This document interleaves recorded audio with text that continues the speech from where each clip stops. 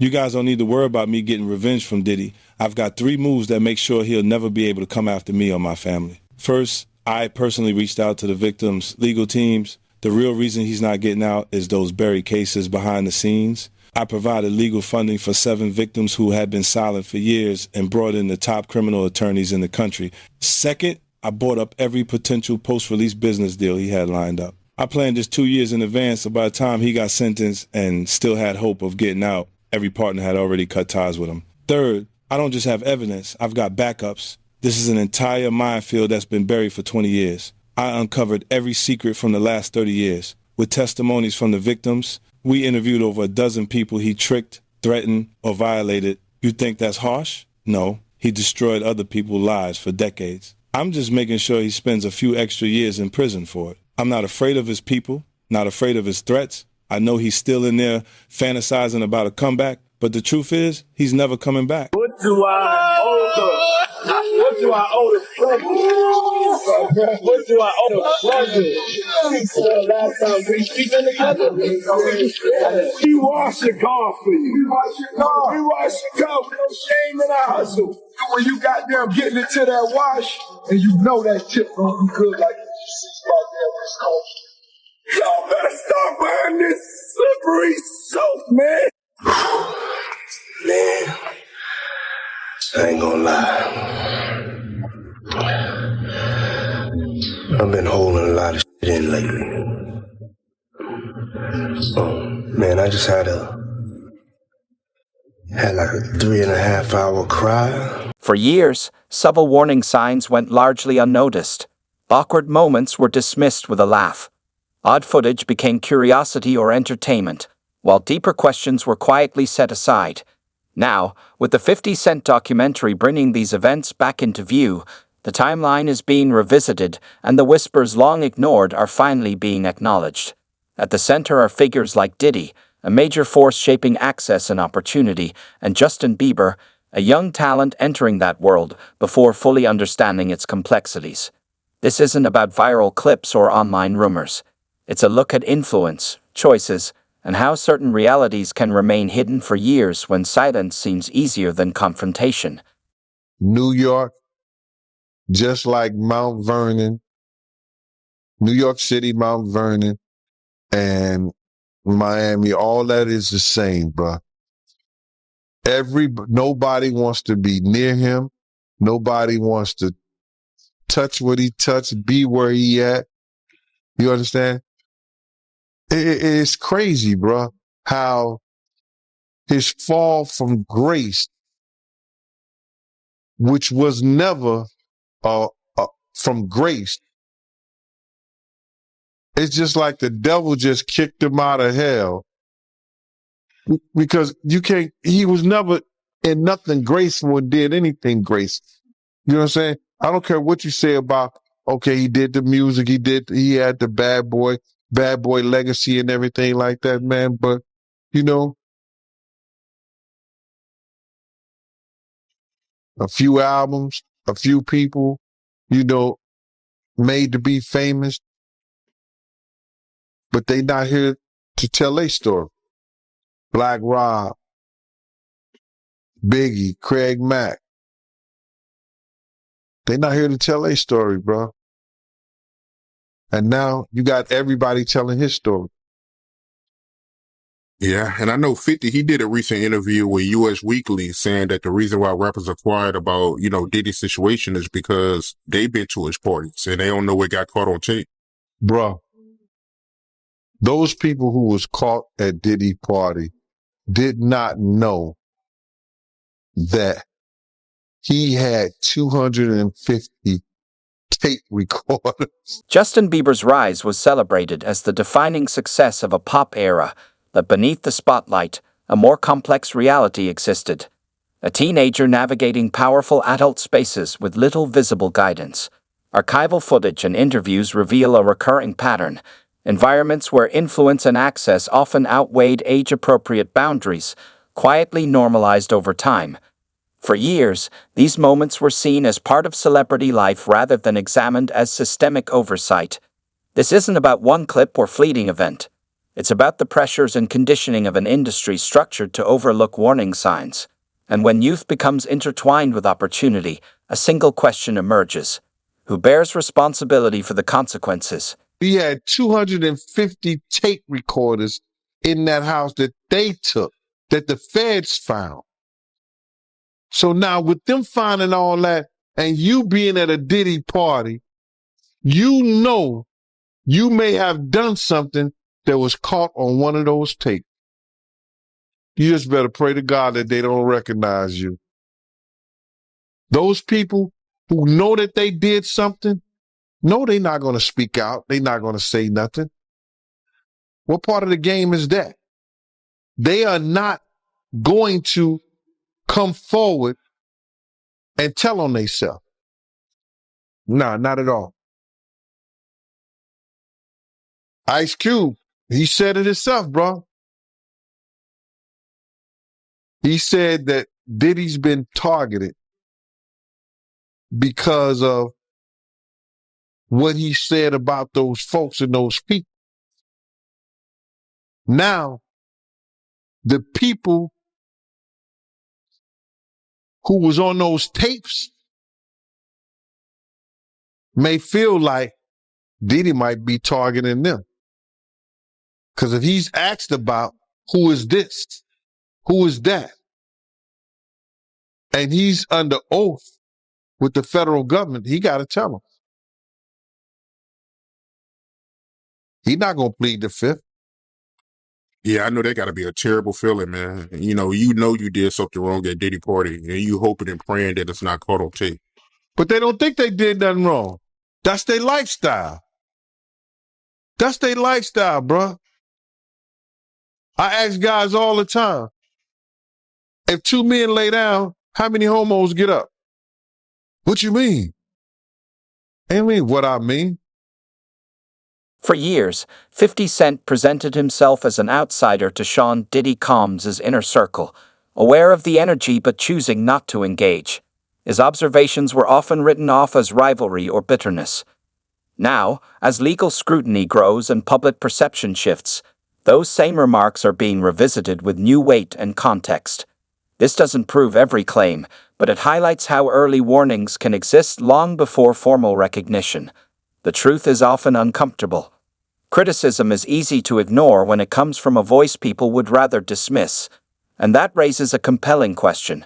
How many early signs go unnoticed simply because the messenger challenges the prevailing narrative? I'm 100% factual, but it's somebody in this story of things that seems more reliable than others, Race, is what I'll say, just to protect my sources. But this source informed me of who these A-list celebrities are on these tapes that are being allegedly auctioned off online and through the networks. And it's put me in a little bit of a bind because I like to be fully transparent with the audience. I want to say things, but I also realize from what I'm told, because again, I haven't seen them directly yet. I haven't, and I don't know if I want to. Race, I want your advice on that too. But the problem I have is just like, typically I want to report on these things, but I got to be careful legally, ethically, morally as to what we report on here. Because as Ariel, the lawyer here, did admit, and I can attest based on the information I got from a separate, reliable source, people in these videos don't know they're being videotaped. That's a big issue, Race, right? Let's start out right there. If there are people on these tapes that don't know that they were being filmed, is that okay to talk about and to share?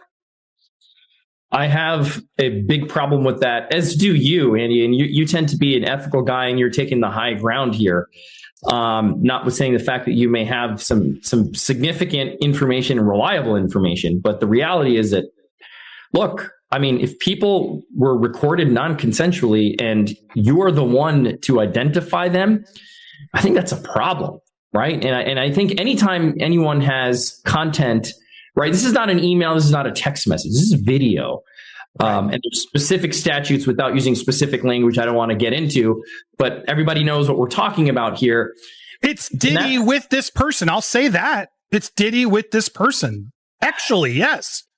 Yeah. And see, the problem is, again, like non-consensually recorded, you've got a victim here who may not want to be publicly identified. That's the problem. That's the problem. And they have a right to proceed if they want to, whether it's criminally or civilly, without being identified, because we know what's going to happen. As soon as they identify themselves, there's going to be a bunch of people that come out of the woodwork who are going to unequivocally harass them and claim that didn't happen, and they're making stuff up. And there's the victims that we want to protect here. And that's significant.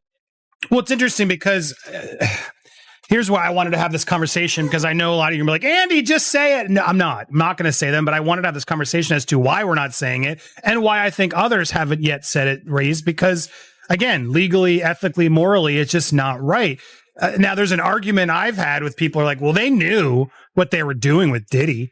Like these were consensual acts. Like they knew, and he filmed other times. So I don't know what the big deal is. It's going to come out. It's going to come out is what I keep hearing from other reliable sources. It may come out, but it's not going to come out via me. That's just to warn you all, because I don't think it's wise for us to put out something like you just confirmed it without the consent of the other person in the video. Because again, from what I'm gathering based on some of the Diddy's influence reached far beyond the studio, shaping who gained access to rooms where careers could be fast-tracked or quietly stalled. Justin Bieber's presence in that world wasn't an anomaly. It reflected a broader industry pattern, where opportunity often depended on powerful gatekeepers and behind closed-door dynamics rather than open, accountable systems. Baby oil, that they took 1,000 bottles away from his house. If the government took 1,000 bottles of baby oil and somebody had things what appeared to be baby oil, and then you have to listen to the prosecutor. He said that they seized 1,000 bottles what allegedly to be baby oil. Allegedly to be baby oil. So that's telling people that it wasn't baby oil.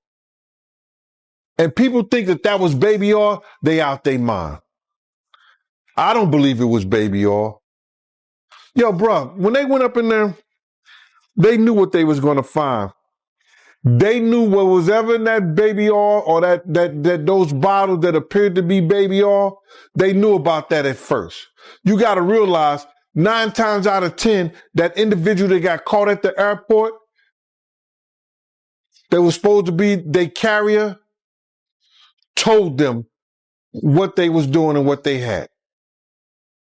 I wouldn't put it past that he told them everything. So when they went up in there, they knew they had to take whatever was out there, and that thing that appeared to be baby oil, they took that. They got to test every last one of them. Let's see how much, let's see how many of those come back to be baby oil. Bro, listen to me. Costco don't sell that much baby oil.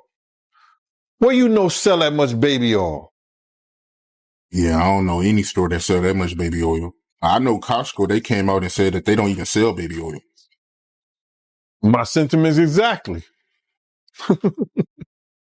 But you personally, right, what do you believe was in the baby oil? If you ever seen a massage parlor being raided and they walking out the people, do they take the massage oil with them when they go? No. They just walk out the people who are being arrested. A person getting arrested and the people being arrested in those brothel houses. Do they take out the stuff in the brothel houses? No, they don't.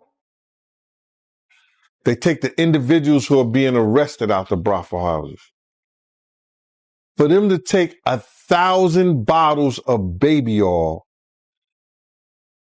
it's like that they did not leave one. They left people there, but they ain't leave not one bottle. Nobody needed no baby oil. So my whole thing about it is that there was something in that other than baby oil. That's why they took all the bottles. And 9 times out of 10, if I would give it a wild guess, it was, and like some of the people told me, it was probably that GHB. What's that? I think it's gamma hydrox.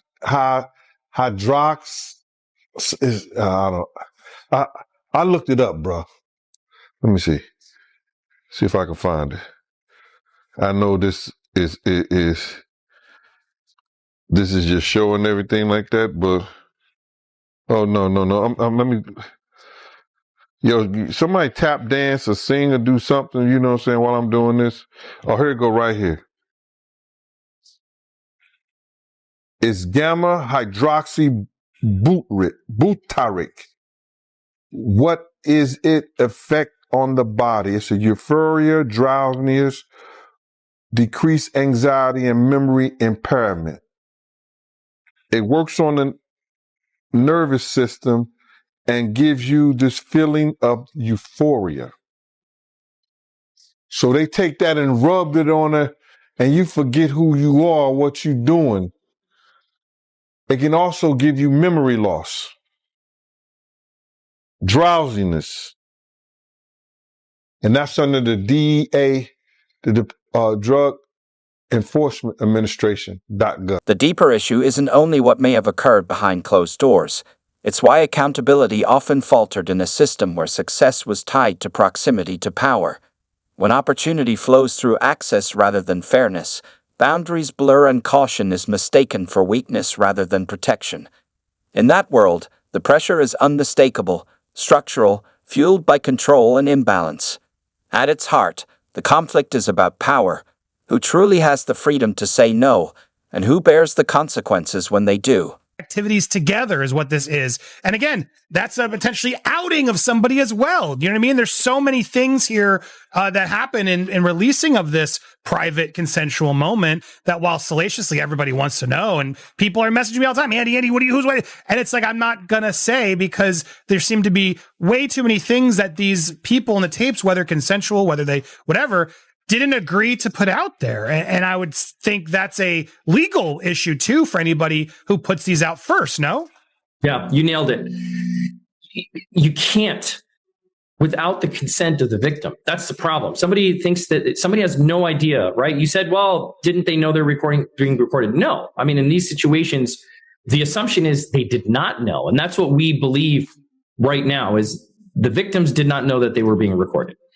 If the victim comes out and says, okay, yes, I knew I was recorded, and a statement is provided, that's a different story. But of course, you don't know that. So you, Andy, probably can't be the one to break that ice and be like, well, this is what I heard and this is what I know, and so I'm going to say it. And there's all kinds of hairy legal issues on that, right? With privacy and intrusion on seclusion is what we call it. It's a privacy violation. There could be defamation implications. There could be criminal implications. So you're doing the right thing by treading carefully. And I think more people should do this rather than get into speculation. Now, if you see the videos, even still, right? If somebody takes this, not to interrupt, but that's the question. Like, am I allowed to see these videos? Like, if I were to ask this source, show me the videos, do I put myself in worse legal jeopardy? That's another distinct legal issue, right? It's like you're watching something that someone didn't know they were being recorded of doing, right? And so it's dicey. It's dicey. Now, it would be different if you were an attorney and somebody's coming to you for purposes of defense or prosecution of a claim, a civil claim, or the filing, of some action to recover damages. That's a little different. But for purposes of, hey, look what I got, juicy gossip, and there are reporting outlets that I won't mention that will do stuff like this. I don't know that it's the smartest thing to do. I don't know that it's the careful thing to do. That's for sure. Or it's the ethical or moral thing to do. Yeah, it is exactly. I'm not a lawyer, but maybe this source will show you, and then you can verify what we know. But here's the other problem. Even if we verify what we know, like as I watched what Ariel, the lawyer, got these tapes, and again, I don't want to get into the details, any remote details that could help explain or allude to even more of theories that are out there, or debunk or confirm.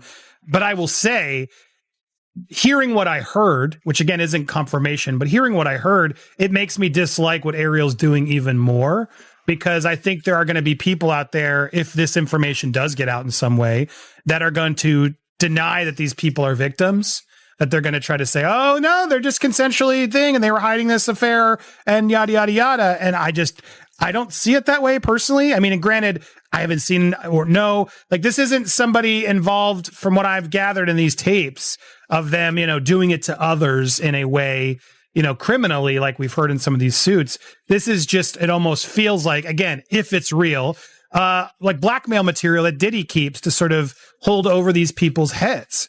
And to me, that's awful to the people in it, whether they agreed or knew or whatever. It still just feels like that's no one's freaking business. And maybe they were doing it for reasons we don't know. Just because we saw it in the tape doesn't mean they weren't feeling pressured in other ways, right? So it's a heavy and complicated thing, but it's not a hard decision to say, I can't. Long before Justin Bieber became a global superstar, Usher spoke openly about entering Diddy's world as a teenager and facing adult pressures far too early. That history matters, not as rumor, but as pattern. When similar dynamics appear across generations, coincidence fades, revealing a deeper continuity, authority and influence passed along with little real reform. Recognition without change becomes its own failure. And if warning signs were noted once and left unaddressed, a pressing question emerges. Why did the system stay intact, guiding the next young star down the same path? 100% agree. Like, let's let this play out in the legal realm. If you ever get Ariel on your show, I'd love to talk with her and have this conversation if she's willing to do it publicly, because I still don't understand what her role is in all this. And I've heard at times broker, I've heard at times advocate for victim. And I don't want to judge what she's doing or not doing. I'd love to just have a conversation about it, because I personally don't get it, right? This is a very sensitive thing. Again, if this gets turned over to the feds and the feds bring claims and this is outed, that's a totally different story. But the feds do what they're going to do. Like what we talked about months ago on your show, right? When this first went down, we knew when hard drives were seized and things happened that, look, they're going to build a case. They're going to build a case that they think they can prosecute. It's not for us to speculate what's there or what's not. But to say, you have tangible evidence of something on camera that you've seen and that it's being sold in order to protect someone, to avoid being publicly named, which is what even the lawyers are now admitting. It all feels really dirty and shady, man. The only person that makes sense that could buy this is the victim, right? If the victim says, I don't want this to come out. Yes, it was consensual, but I don't want it to come out. I didn't know I was being recorded. Give it to that person. Right, I guess, but you're right, because then they can actually own it. Maybe there is a version of this, and that's what Ariel's trying to allude to. You'll own it, and no other network's going to be able to buy it or show it if you own it and haven't given permission. I guess, is that maybe part of what they're trying to do here, in that the celebrity who buys it can actually then control it just from a clearance standpoint?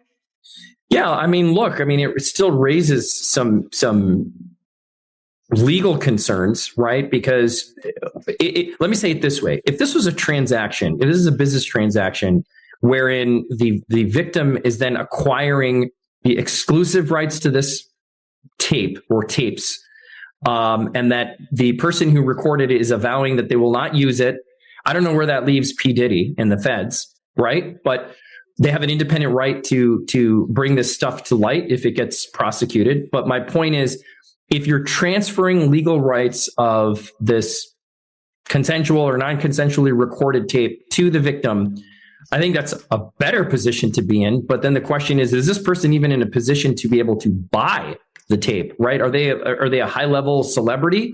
Like, who are they? We can assume that they're celebrities with millions and millions of dollars to. Panic spread quickly as Ross' team scrambled to contain the damage, attempting takedowns. But 50 had already flooded the internet with the recordings. In a bid to trace the source, Ross reportedly poured significant resources into uncovering the leak. Complications mounted when his main Instagram faced restrictions, forcing him onto backup accounts where his reactions only grew more intense. Legal teams worked frantically. Business partners quietly distanced themselves. Instead of slowing down, Ross escalated, pulling other artists into the fray and exposing uncomfortable behind-the-scenes tension. Momentum seemed to unravel in real time. The industry split, some siding with 50, others attempting to support Ross. But his erratic responses made defending him feel like a losing battle with no clear path forward. My business card was savoir-faire, security management, and everywhere. You know what I mean? So 50 did a song about that. You know what I'm saying? And he put that in the song. And some years ago, about a year or so ago, not even a year or so ago, he said that when he dropped my name, he said, yo, I got the Savoir Faire. I got that from Big Gene. He been trying to tell y'all about this Puff shit years ago. But 50 was the type of dude that if you knew he was with you, he was with you. Even back then, he had your back whether you was security or whatever you did. If he was with you, he was with you. And that's what you got to love about him. You know what I mean? You ain't got to question his loyalty, you know what I'm saying, on some fight shit or if you in a situation. Because he going out. Well, I guess you were hanging around him or knew him, right before he got shot. Well, what happened is that I had got some information. 50 came to my house. I tried to fit him on a vest, but I'm like, at the time I was like a 3X and 50 was like a large, you know what I'm saying? So he couldn't really fit the vest, but I gave him a cover to try to tell him, because he had some pads, some vest pads. So I just told him what the situation was that I knew and told him he had to watch himself because those cats was going to come at him. You know what I'm saying? And he was like, yeah. And he was supposed to be going to Cancun. And I told him, if you come to Cancun, I got you, because I used to be down there doing security at Daddy-O's. You understand? And I had people down there that I knew that was from Puerto Rico, and they was working down there. So they should make sure when I hit the island, anything and everything I needed, I could get it right there on the island. You understand? They work directly with the syndicate. So 50 was supposed to come down there to do a show, and he didn't make it because they had shot him up.